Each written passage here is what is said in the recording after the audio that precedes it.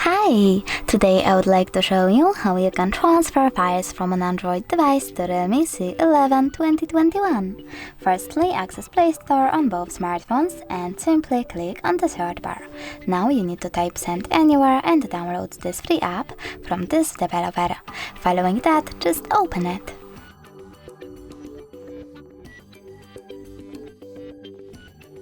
Now you need to choose I accept, confirm, continue and allow. Following that, choose receive on REALME. Now we need to wait for this one to download. And over here we need to click I accept, confirm, continue and allow as well. But this time select send over here on an Android.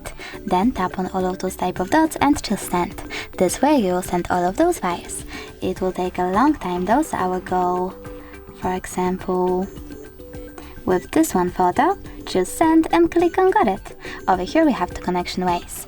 We can input this key over here and choose receive or scan QR code. If you wish to scan it, click on the scanning icon on REALME, choose while using the app or only this time and point your camera at the QR code. Now we need to wait. And as you can see, my photo was successfully transferred. Thanks so much for watching. If you enjoyed this video, smash that like button, comment and definitely subscribe. Bye!